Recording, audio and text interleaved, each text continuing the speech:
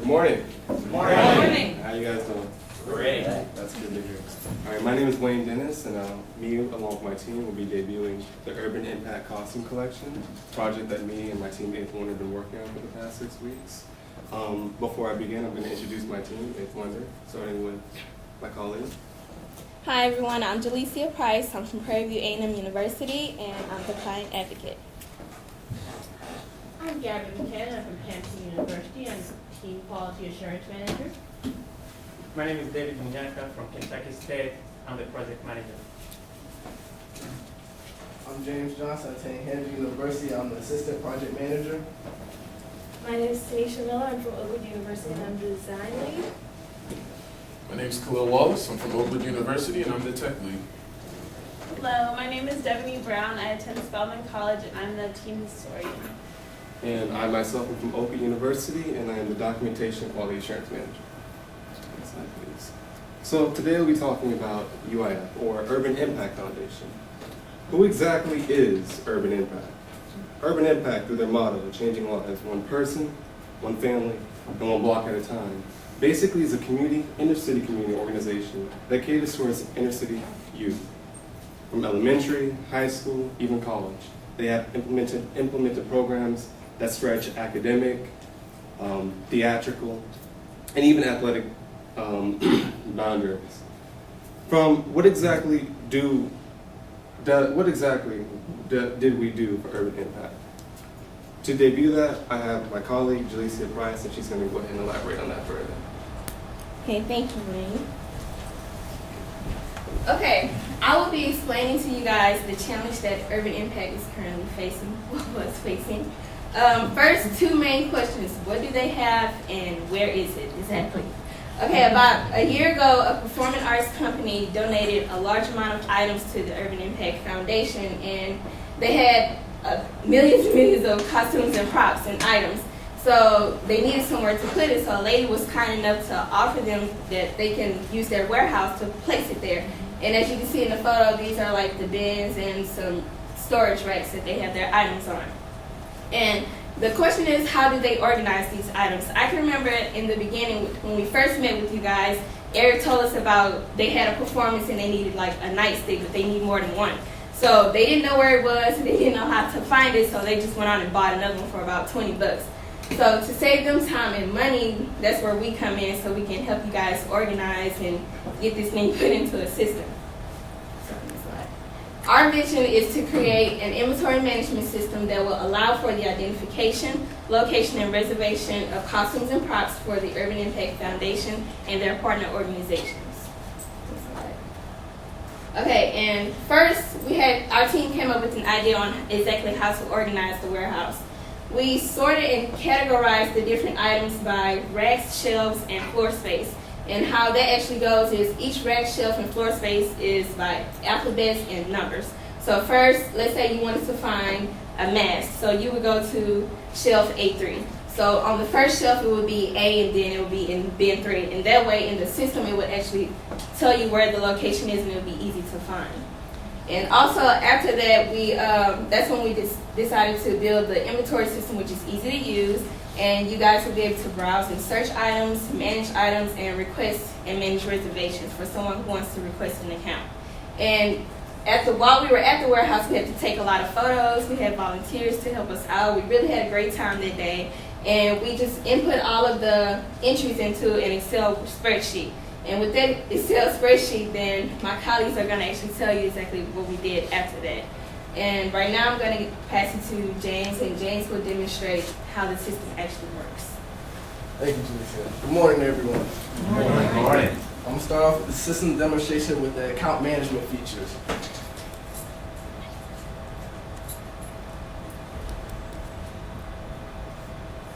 It's not, there we go. First, I'm going to have him request a new account. You click right there, and it'll take you here. And then he'll hit sign up.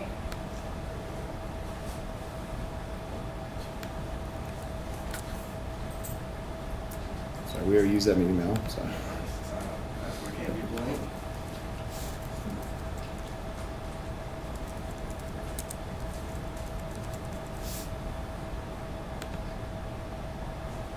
Next, I'll have him sign into an administrator account. In this system, we have 3 different types of accounts. We have an administrator, a coordinator, and a partner. Right now, he just signed into the administrator. You see right here, we have the pending accounts and the pending request for an item. I'm gonna have him accept one of these accounts and deny another one. And when you accept one, it automatically sets itself to a partner account. And you deny the other one, so. Go back to the dashboard. The cool thing about an administrator is they have control over everything, from items, locations, to the accounts, to the organization the account is under, to the colors, and to the location in the warehouse. And another neat thing with the administrators, they're able to add notes to the users, to the location, and to the items. So I'll have them do that right now. Click on the add a note.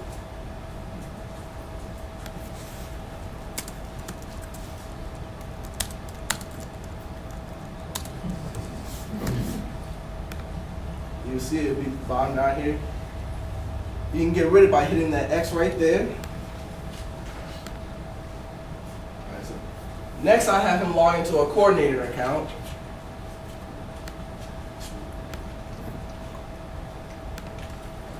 The main difference between a coordinator and administrator is that a coordinator cannot edit a user account or its organization is under. You notice right here, the new account request widget is gone. And he still has the dashboard links, the quick links too. And finally, I'm gonna have him log into a partner account.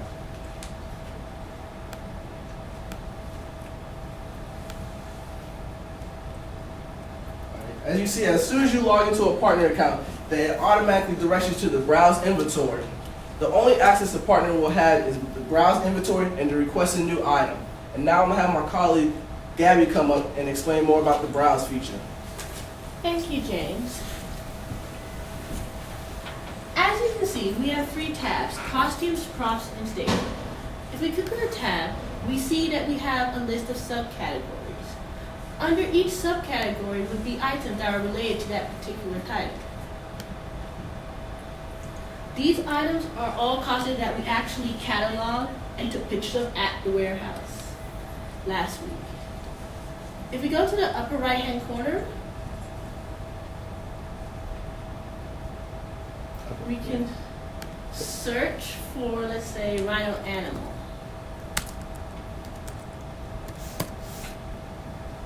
And we come back with 1 costume and 3 props. If we click on the African shirt, we can see that it was selected because the word rhino was in the description.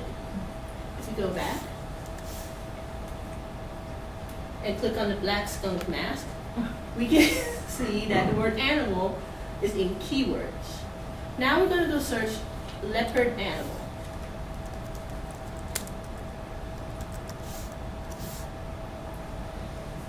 The silver leopard mask is at the beginning of the list because of the fact,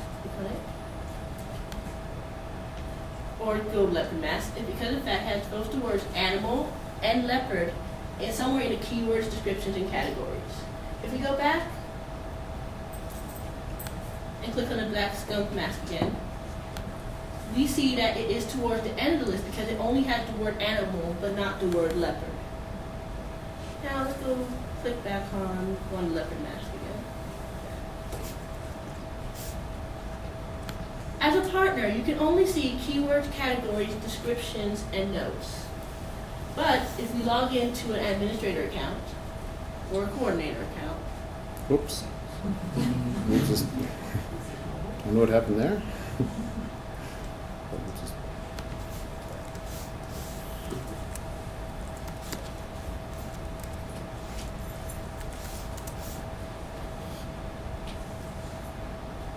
Oh, I gotta log out first. I'm still logging in, sir. I'm sorry.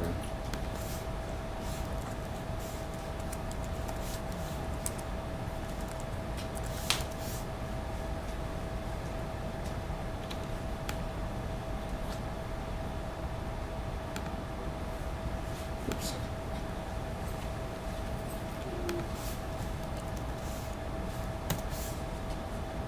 now if we click on this and we see that as a coordinator or administrator, we can see both the status and the warehouse location as well as add notes down at the bottom, as well as add any notes or edit item or delete it. Now, if we go back and look at staging, click on white recall.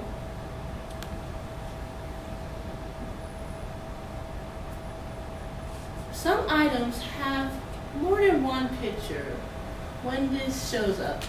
And it'll rotate through the pictures every couple of seconds so you can see all the pictures that were taken of that particular item. Now I'm going to hand this over to my colleague Khalil Wallace. Thanks, Gabrielle. Well, everyone, you guys look great.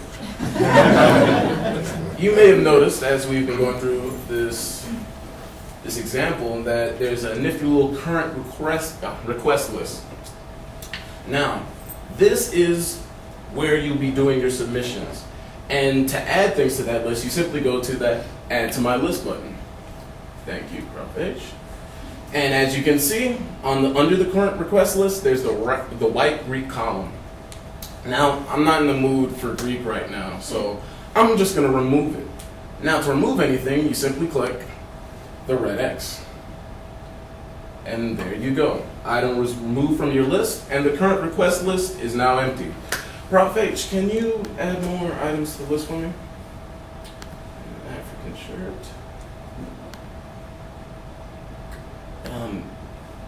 When he's added a few more things, I will show you how to actually submit the request. Yeah. All right. So, we have 2 items in there. If you want to submit the request, you simply click Submit Request. And you're brought to this page if you're in fact a coordinator or administrator. As an administrator, which Professor Hyman is, you're brought to the Add New Request. At this, you can click and add who made the actual request if you feel like choosing or changing, if that's the situation. You can also put the production for the request. So the production would be a play like Othello or King Lear or whatever. And then you can change the date needed by. So October 15th or 14th. And you can set the status as approved, pending, or rejected. Once you've made all those decisions, then you click Create Request, and it says production can be blank. We put a few hindrances or barriers so that we can get a complete and concise and detailed submission. So now he put the production, it says request was successfully recorded, and you're brought to the request details page.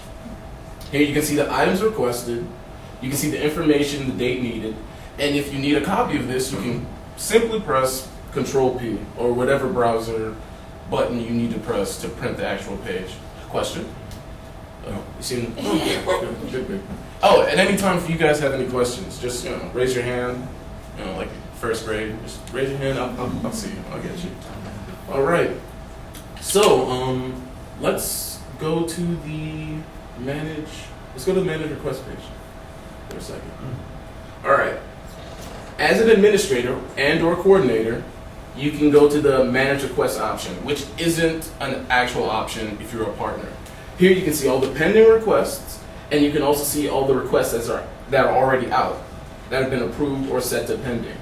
So right here we see Professor Hyman's Out of Africa, and we'll click the edit button. Can you change that status to approved? Update request. Go back to manage requests now. Thank you. As you can see, it's approved now. There's no longer on the top as a pending request. Go to edit for me, please. And set the status to rejected. Update. And at the bottom, you can see the status is now set to rejected. Now, Dr. Hyman, can you go to the dashboard for me? All right. James touched on this a little bit during his part of the presentation, but I'm going to go into it a little bit more extensively. Can you please click the Manage Organization button for me? The Manage Organization takes you to a page which has all the organizations that are partners with Urban Impact. And those are the people that will be borrowing or renting out some of the stuff from the factory. And anyone who's actually borrowing something will be under an umbrella organization. So if you click Carnegie Mellon, it has the address, the name, and all the information, and then a list of all the people who are under that umbrella organization. So if you have any issues or you need to call somebody, you know where they are, where you can find them. They have their phone numbers, their status, whether someone's inactive like Arthur Johnson or active like myself. So we have set up this page, and if you click Professor Hyman, it has all his information and all the requests he's made. So it has a request history. So you know what he's already asked for in the past, and you can add notes if you want to, or edit things, or do whatever you want. So for add new item, you can put a good partner and a great school under Carnegie Mellon. So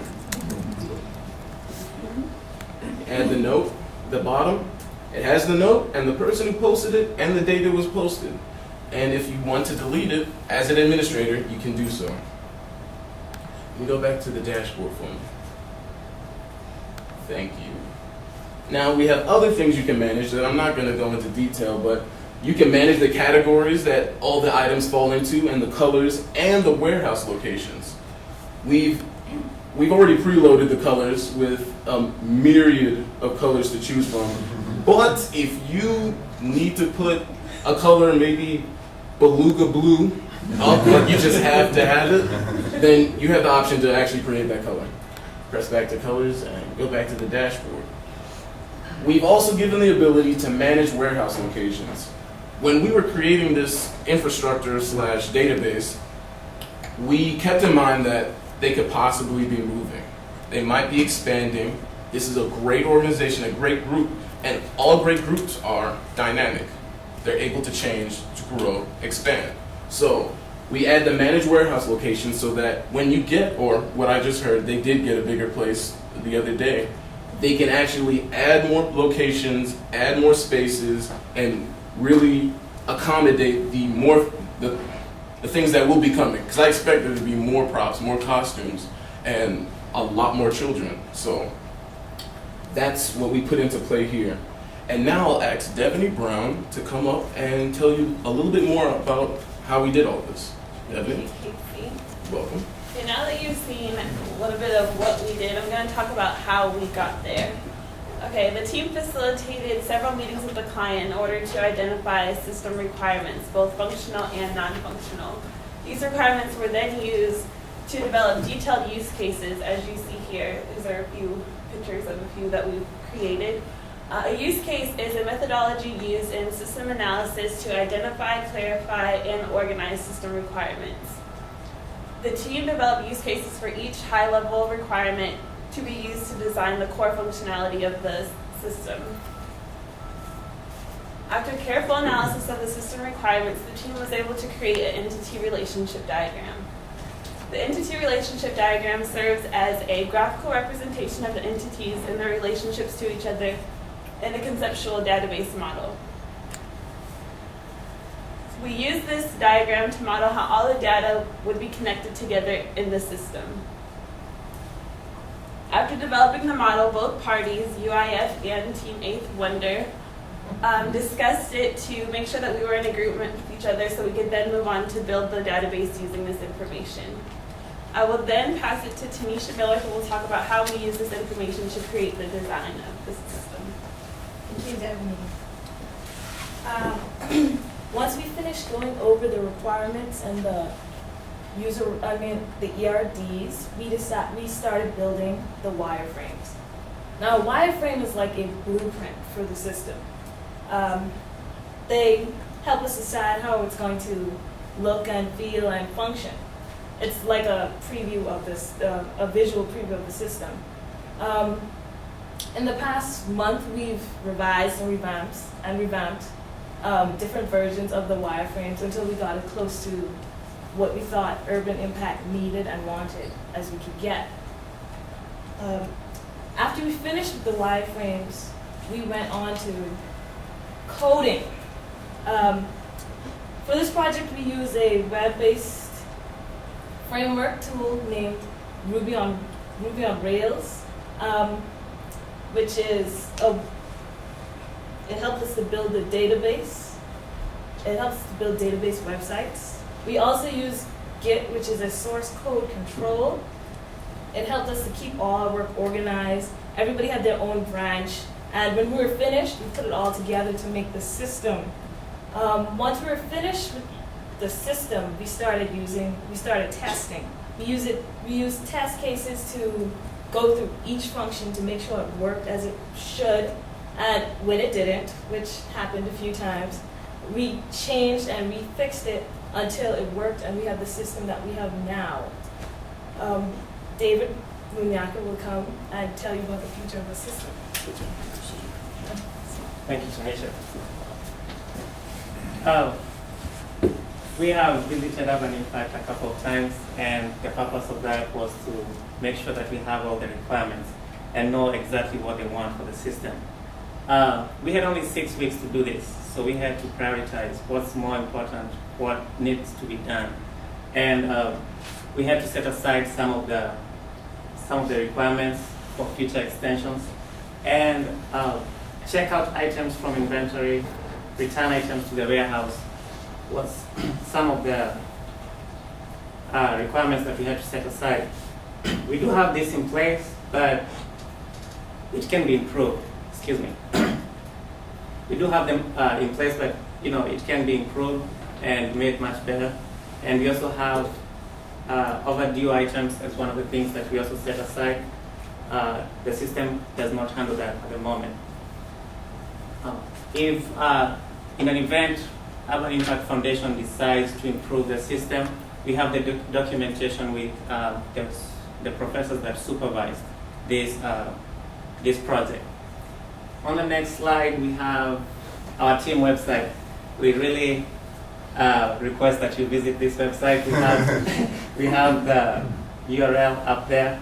Please visit this website because it has our clients' information, it has the work we did, and most important, it has the information about all of us here, and it has our resumes. So please feel free to go over them and please just contact us. We have our email addresses, phone numbers. Please call us if you have anything for us. And I would also want to take this opportunity to say that we have learned a lot, and we're just going to mention a few things that we've learned. Personally, I was the project manager, and I learned that as a project manager, that does not make me a boss, but it gives me an opportunity to let everybody in the group, since we are all talented differently, we have different talents, it's an opportunity to give everybody a chance to let the group do great things by, giving us what you have, like your talent. And I'm going to give this opportunity to everybody to just say what they learned. It doesn't have to be everything, but at least, a few things. Okay, hi everyone. Once again, I'm Jalecia. And the main thing that I've learned from being here in this internship and working with UIF is knowing and understanding exactly what the client wants. And as the client advocate, I had to communicate a lot back and forth with Ronnie and sometimes with Tammy just to get a feel and, understand exactly what you guys wanted for the system to make this ideal for you guys. And also, another thing that really stuck out to me is that I remember on the first day that we met with you guys, I told Ronnie that I really loved the whole objective and the whole motive that you guys have for the north side of Pittsburgh because I too want to own a nonprofit organization in the future. So you guys really inspire me, and this was really a great experience for me because I can correlate business and technology at the same time. Thank you guys. Hello, my name is Tanisha. What I learned this summer, I learned project management and team building skills, how to be effective in a group, how to organize, make sure everybody gets the job that fits them best, and to plan and get everything done on time. I'm Gabby again. I learned during this internship to listen more and talk a little less, which helped me learn better from my advisors and my colleagues, and would also help me with communication so that in the future jobs I may hold, I will understand better. Hello, my name is Devney. I would say from this experience, I've learned not only teamwork, but what it's like to work with a real client to produce a real usable product that will, hopefully make a difference and impact lives. And after just speaking with Tammy, it just seems like it's a gift that keeps on giving, and I'm very happy and fortunate or thankful to be a part of this project. So thank you. Hello again.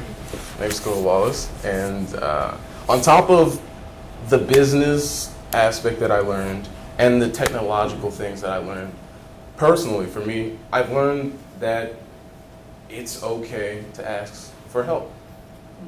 I learned that in order for someone to grow and to really rise to the occasion, they need to go to other people who are more experienced, have more knowledge, and really get information from them. Have them help them. Have them help you. I believe everyone in here is willing to help those who are trying to rise up. And I have a lot of pride.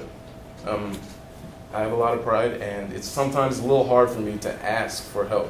But being here, I realized I was given, along with my peers, a great opportunity to work with the two best professors I've ever met in my life at one of the best schools in the country.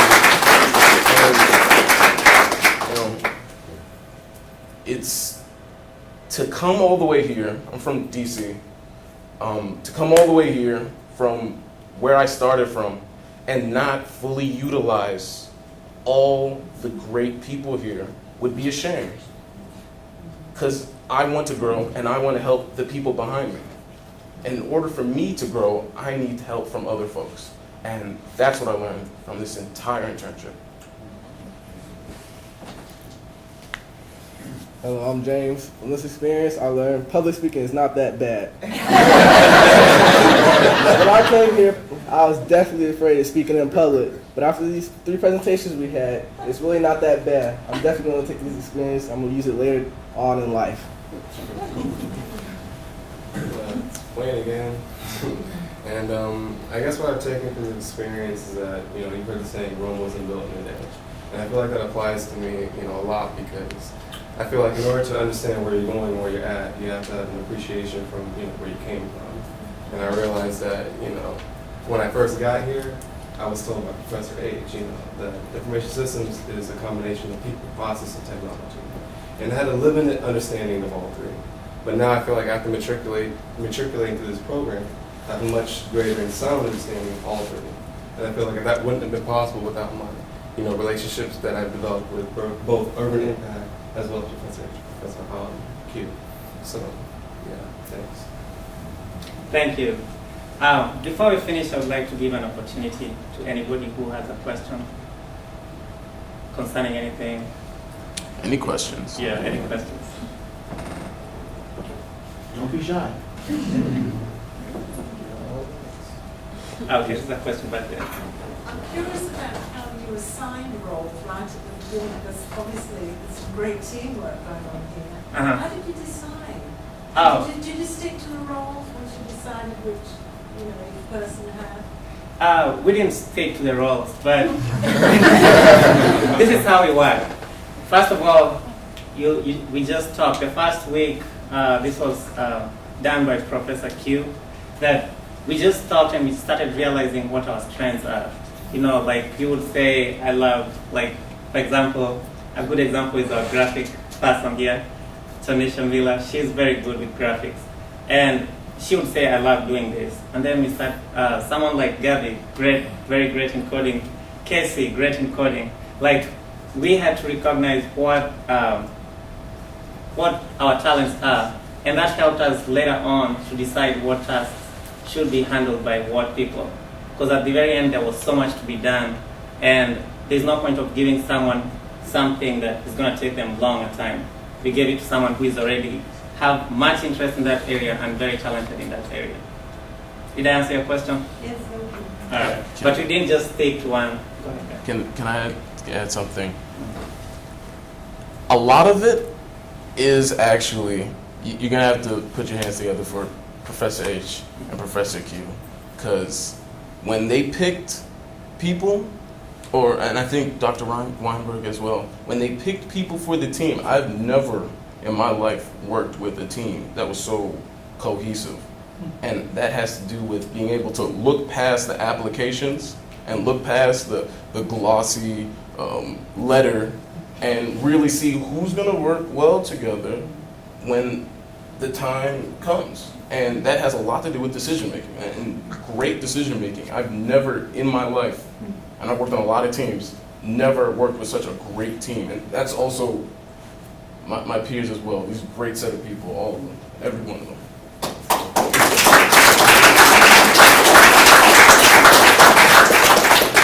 And I was just, I know this is not a question, but I was just amazed at how everybody was so excited about the program.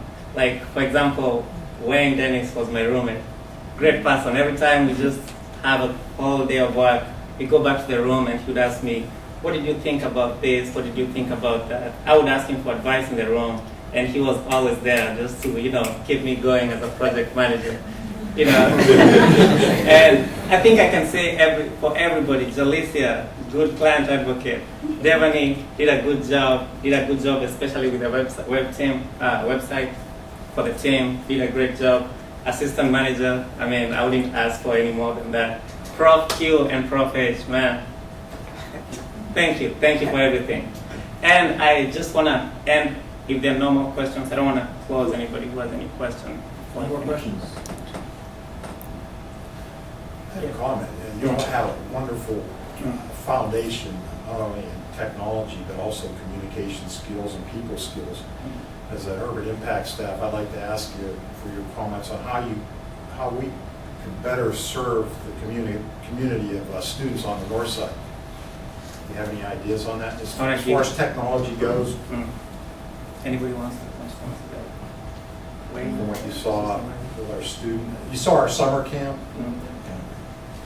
I have a question before I answer. Do you guys offer you know how you guys have different sessions and you teach them different things? Do y'all have a session where you teach them basic technology skills or like a communication skills class to help them with, school and everything? If not, then that would be a suggestion. You guys could create a class where maybe you'll have a tutor or someone, maybe someone from CMU, just that could be volunteer hours for them. And they could go and they could help out after hours, after school or something, just to help them with basic technology. Because the fact of the matter is the world is growing in technology base, so it's something that everyone should know. And to piggyback off of what she said, I know you have academic programs, and maybe you can have a computer literacy course or class or a program or something, and you could teach different things, maybe Photoshop or different applications that they have that students might be interested in. If there's people who like to draw or design, maybe that's something we can offer. If I may piggyback on that, nobody really wants to stare at a textbook all day. So I think a great segue into the technology realm would be to institute a video game if we don't have one already. So where they can kids can come and they can get experience with computer video games or Xbox, PlayStation. Young kids, they really like video games. It's a really billion-dollar industry, multi-billion-dollar industry. So I'm sure, I have growing up playing video games. If they develop any kind of interest towards computers after that, it can only grow. Thanks for your ideas. That's good. Any more questions? Two things. One is, first of all, I'd like to just offer my congratulations and thank you to our wonderful students.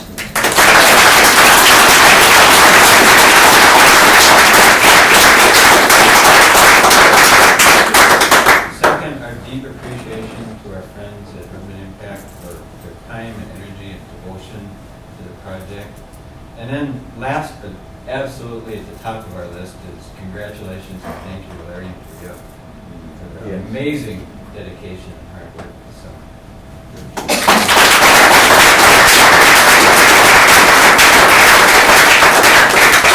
And then I would like to ask, just brief, what did you guys think of Pittsburgh? I like the bridges. Well, at first I did not really take towards Pittsburgh. But now, after spending a part of the summer here, I really like it. I I actually really like it. It has a big city feel, like small city, you know, not too many people, and it's just a great city to be in. It's free, you know. It's really nice city. I have to say, I love the library and the museums, because I did enjoy visiting both. I'm from Florida, so I'm not really used to all these hills. I just feel like it would be great to just drive a stick sports car up here. But other than that, it's really humid in Florida, and I've noticed that I'm always cool here. Like I've barely sweated since I've been here. And it kind of makes me wonder, like, how am I going to deal with it in the winter? So, but other than that, it's a pretty okay place. I can take it. With me, I'm from Houston, Texas. I don't know if you guys remember me saying that, but in Houston, it's very flat. Like Wayne said, I wasn't used to all of these hills and up and down and everything. And also with just the food selection and the different cultures here, like in Houston, it is pretty diverse, but not as diverse as it is up here. You see a lot of Asian, white, black, just a bunch of different type of cultural backgrounds. And also with the food selection, I've never seen so many Asian restaurants and Chinese restaurants. And it's just really wonderful. I really like it because I know in Houston we have a lot of mainstream franchises like Burger King, Taco Bell, and things like that. There aren't really a lot of, mom and pop stores that you can go to and experience different types of food. So I really like that about Pittsburgh.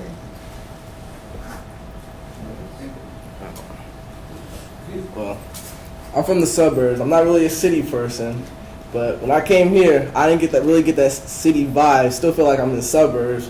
The only thing I didn't like was trying to parallel park out here. The worst part about it, cannot parallel park. I guess I'm also going to say that when I came up here, I was excited because all I needed to do was, when I don't have anything to do in the afternoon, I'll just get my boots, my soccer boots, and go play soccer. I didn't have to plan in advance that, hey, anybody wants to play? There was always people out there to play. So I really love that about Pittsburgh, and I want to be back. There's a question back there, I think, or a comment. Did everybody get a chance to talk? I mean, say why they like Pittsburgh? Well, I'm originally from DC. I live in Maryland now, and I have a lot of friends who go to Pitt, University of Pitt, and they told me, you're not going to see the sun, and it snows, and it's cold, and so I was like, okay, all right, well, let's see what happens when I get here. And I saw a lot of sunlight, and I appreciated that. The hills, they did catch me off guard, and I guess the only thing that I really had a problem with was there was places everywhere, but everywhere you want to go is out of the way. Like, I'm like, oh man, I want to eat here. It's at Waterfront. Huh? Really? There's all these places. There's not a Walmart. Like, really good. So that was my issue. But other than that, it's a great city. Great city. Thought there was gonna be like super pollution, steel mills everywhere, God, dirty face and top hat and just carrying around beams and stuff. But a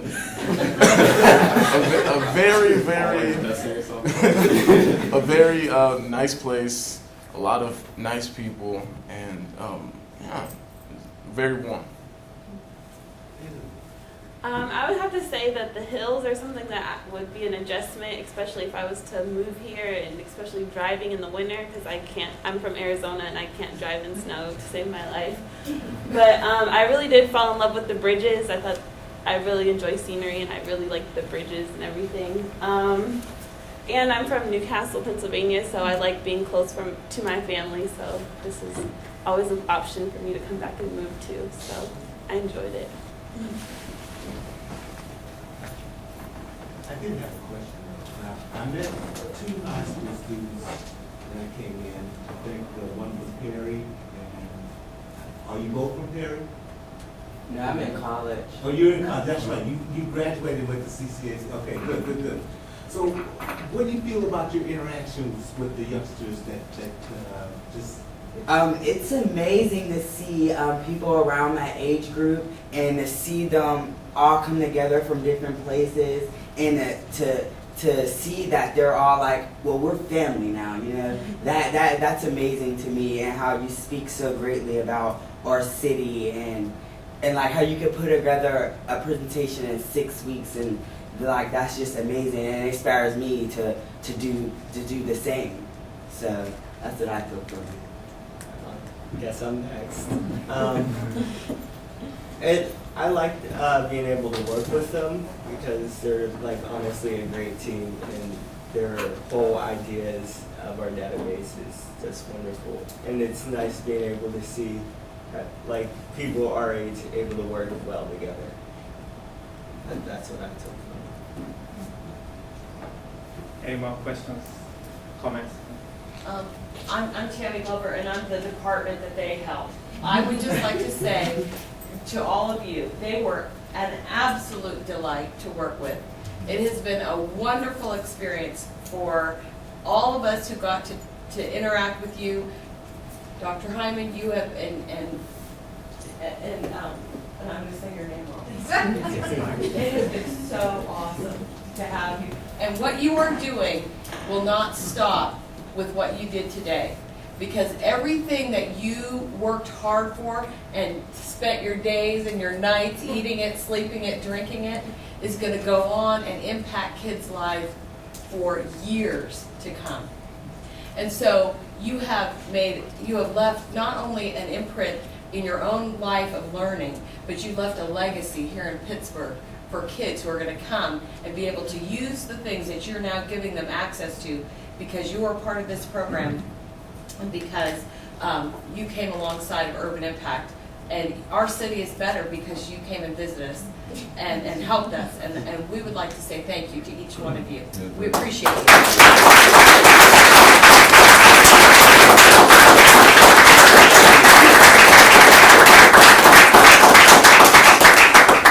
Thank you. Any more comments, questions? And okay, at this point, if you have any questions, we might be leaving, but Prof H and Prof Q are going to be here. Please contact them if you have any issues with the website, if you need to know how to navigate or anything. And I have a question, since nobody else has a question. I'm going to ask a question. Prof H, what do we mean by this? Well, it's just a Klingon. I'm half Klingon, so we always say kapla, which means success, and it's traditional Klingon. Kapla! That's what we're doing in that picture.